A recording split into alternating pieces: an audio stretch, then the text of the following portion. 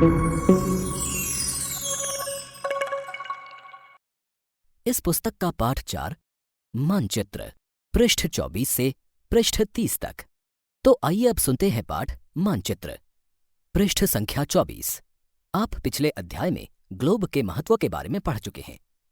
Globe में अध्ययन की कुछ सीमाएं होती हैं। जब हम पूरी पृथ्वी का अध्ययन करना चाहते हैं तब ग्लोब हमारे लिए काफी उपयोगी साबित होता है।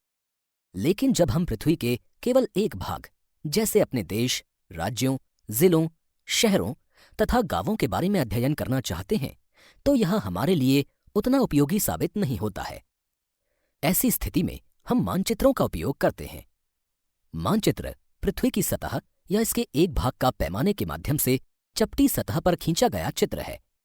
लेकिन एक गोलाकार सतह को पूरी तरह से चपटा करना असंभव है। मानचित्र हमारी विभिन्न जरूरतों के लिए आवश्यक हैं। कुछ मानचित्र एक छोटे क्षेत्र को एवं कुछ तथ्यों को दर्शाता है।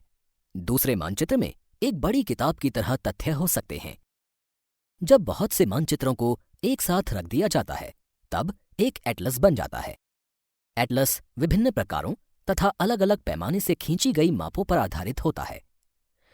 मानचित्रों से एक ग्लोब की अपेक्षा हमें ज्यादा जानकारी प्राप्त होती है। मानचित्र विभिन्न प्रकार के होते हैं, जिनमें से कुछ को आगे वर्णित किया गया है। भौतिक मानचित्र पृथ्वी की प्राकृतिक आकृतियों जैसे पर्वतों, पठारों, मैदानों, नदियों, महासागरों इत्यादि को दर्शाने वाले मानचित्रों को भौतिक या उच्चावच मानचित्र कहा जाता है। राजनीतिक मानचित्र राज्यों, नगरों, शहरों तथा गांवों और विश्व के विभिन्न देशों व राज्यों तथा उनकी सीमाओं को दर्शाने वाले मानचित्र को राजनीतिक मानचित्र कहा जाता है। आओ कुछ करके सीखें। एक रबड़ की पुरानी गेंद लें एवं उस पर कोई रेखा चित्र बनाएं। आप उस पर उत्तर एवं दक्षिण ध्रुव को भी चिन्हित कर सकते हैं। अब चाकू से इस गेंद को काटें तथा उसे चपटा करने की कोशिश करें। देखें कि किस प्रकार रेखाचित्र का रूप बिगड़ जाता है। पृष्ठ संख्या 25 थीमैटिक मानचित्र कुछ मानचित्र विशेष जानकारियां प्रदान करते हैं, जैसे सड़क मानचित्र, वर्षा मानचित्र, वन तथा उद्योगों आदि के वितरण दर्शाने वाले मानचित्र इत्यादि। इस प्रकार के मानचित्र को थीमैटिक मानचित्र कहा जाता है। इन मानचित्रों में दी गई सूचना के आधार पर उसका उचित नामकरण किया जाता है। मानचित्र के 3 घटक हैं: दूरी, दिशा और प्रतीक। दूरी मानचित्र एक आरेखण होता है जो कि पूरे विश्व या उसके एक भाग को छोटा कर कागज के एक पन्ने पर दर्शाता है। या यह कह सकते हैं कि मानचित्र छोटे पैमाने पर खींचे जाते हैं, लेकिन इसे इतनी सावधानी से छोटा किया जाता है ताकि स्थानों के बीच की दूरी वास्तविक रहे। यह तभी संभव हो सकता है जब कागज पर एक छोटी दूरी स्थल की बड़ी दूरी को व्यक्त करती हो। इसलिए इस उद्देश्य के लिए एक पैमाना चुना जाता है। पैमाना स्थल पर वास्तविक दूरी तथा मानचित्र पर दिखाई गई दूरी के बीच का अनुपात होता है। उदाहरण के लिए आपके विद्यालय एवं आपके घर के बीच की दूरी 10 किलोमीटर है, जिसे मानचित्र पर 2 सेंटीमीटर की दूरी से व्यक्त किया गया है। इसका अभिप्राय है कि मानचित्र का 1 सेंटीमीटर स्थल के 5 किलोमीटर को दर्शाएगा।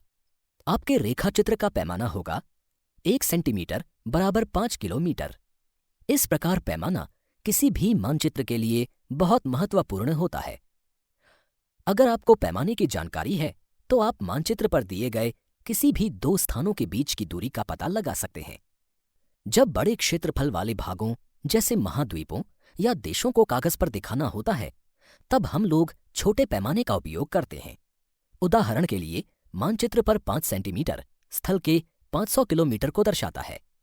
इसको छोटे पैमाने वाला मानचित्र कहते हैं।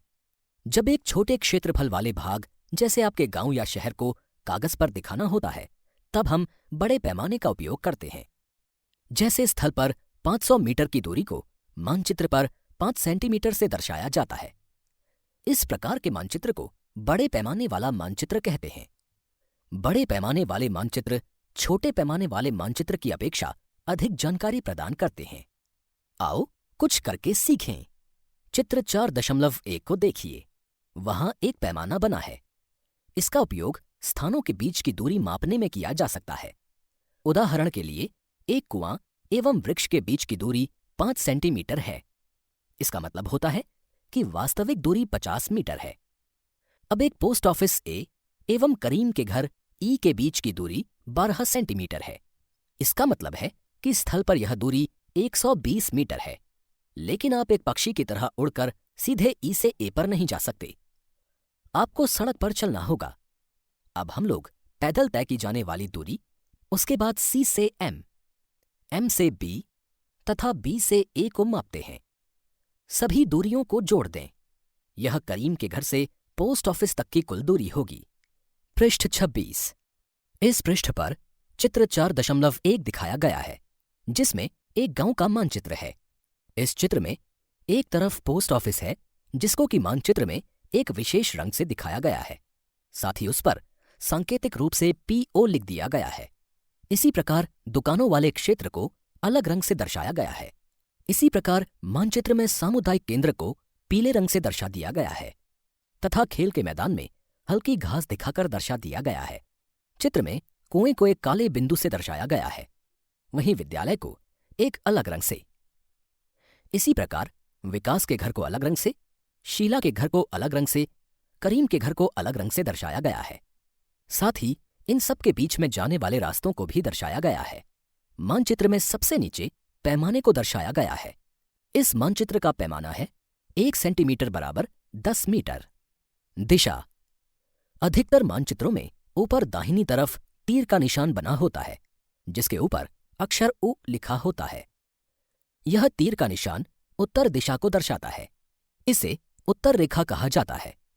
जब आप उत्तर के बारे में जानते हैं, तब आप दूसरी दिशाओं जैसे पूर्व, पश्चिम तथा दक्षिण के बारे में पता लगा सकते हैं। चित्र 4.2 में 4 मुख्य दिशाओं उत्तर, दक्षिण, पूर्व एवं पश्चिम को दिखाया गया है। वे प्रधान दिग्बिंदु कहे जाते हैं। बीच की 4 दिशाएं हैं उत्तर पूर्व, दक्षिण पूर्व, दक्षिण पश्चिम तथा उत्तर पश्चिम। इन बीच वाली दिशाओं की मदद से किसी भी स्थान की सही स्थिति का पता लगाया जा सकता है। चित्र 4.1 से आगे दी गई दिशाओं का पता लगाइए। पहला, विकास के घर से सामुदायिक केंद्र तथा खेल के मैदान की दिशा। दूसरा, दुकानों से विद्यालय की दिशा। इस पृष्ठ पर चित्र 4.2 ब भी दिखाया गया है, जिसमें दिक्सूचक का चित्र दिखाया गया है। पृष्ठ संख्या 27। हम दिक्सूचक की सहायता से किसी स्थान की दिशा का पता लगा सकते हैं। यह एक यंत्र है जिसकी सहायता से मुख्य दिशाओं का पता लगाया जाता है। इसकी चुंबकीय सुई की दिशा हमेशा उत्तर दक्षिण दिशा में होती है। प्रतीक। यह किसी भी मानचित्र का तीसरा प्रमुख घटक है। किसी भी मानचित्र पर वास्तविक आकार एवं प्रकार में विभिन्न आकृतियों जैसे भवनों, सड़कों, पुलों, वृक्षों, रेल की पटरियों या कुएं को दिखाना संभव नहीं होता है। इसलिए वे निश्चित अक्षरों, छायाओं, रंगों, चित्रों तथा रेखाओं का उपयोग करके दर्शाए जाते हैं। ये प्रतीक कम स्थान में अधिक जानकारी प्रदान करते हैं। इन प्रतीकों के इस्तेमाल के द्वारा मानचित्र को आसानी से खींचा जा सकता है तथा इनका अध्ययन करना आसान होता है। अगर आप एक क्षेत्र की भाषा को नहीं जानते हैं तथा आप किसी से दिशाओं के बारे में नहीं पूछ सकते हैं, तब आप इन चिन्हों की सहायता के द्वारा मानचित्र से जानकारी प्राप्त कर सकते हैं। मानचित्रों की एक विश्वव्यापी भाषा होती है जिसे सभी आसानी से समझ सकते हैं। इन प्रतीकों के उपयोग के संबंध में एक अंतर्राष्ट्रीय सहमति है। इस पृष्ठ पर चित्र 4.3 दर्शाया गया है, जिसमें कुछ रूढ़ चिन्ह दर्शाए गए हैं। सबसे पहले चित्र में रेलवे लाइन के रूढ़ चिन्हों को दर्शाया गया है। जैसे बड़ी लाइन के लिए रूढ़ चिन्ह है एक मोटी काली गाढ़ी रेखा और बीच में 2 खाली स्थान। इसी प्रकार मीटर लाइन के लिए रूढ़ चिन्ह है एक गाढ़ी तिरछी लंबी रेखा और उस पर कई सारी पतली खड़ी रेखाएं। इसी प्रकार रेलवे स्टेशन के लिए चिन्ह है एक काली गाढ़ी रेखा और उस पर कई खाली स्थान। उस रेखा के बगल में लाल रंग का चिन्ह बनाया गया है और बगल में RS लिखा गया है। इसी प्रकार पक्की सड़क के लिए रूढ़ चिन्ह है 2 काली समानांतर रेखाएं। कच्ची सड़क के लिए रूढ़ चिन्ह है स्थान स्थान पर टूटी हुई 2 काली समानांतर रेखाएं। अंतर्राष्ट्रीय सीमा दर्शाने के लिए चिन्ह है मोटी काली रेखा फिर बिंदु, फिर काली रेखा, फिर बिंदु। इसी प्रकार राज्य दर्शाने के लिए चिन्ह है पतली काली रेखा फिर बिंदु, फिर पतली काली रेखा, फिर बिंदु। इसी प्रकार जिले की सीमा दर्शाने के लिए कई छोटी छोटी एक के बाद एक रेखाएं दर्शाई गई हैं। नदी के लिए 2 रेखाओं के बीच में नीला रंग किया गया है। कुएं के लिए एक बिंदु, तालाब के लिए एक वृत्तनुमा आकृति के अंदर नीला रंग, नहर के लिए 2 समानांतर रेखाएं और उनसे निकलती एक काली गाढ़ी रेखा, पुल के लिए 2 समानांतर रेखाएं और उनके छोरों पर बाहर को निकलती हुई छोटी छोटी रेखाएं। इसी प्रकार मंदिर, गिरजाघर, मस्जिद, छतरी इत्यादि दर्शाने के लिए भी विशेष प्रकार के चिन्ह दर्शाए गए हैं।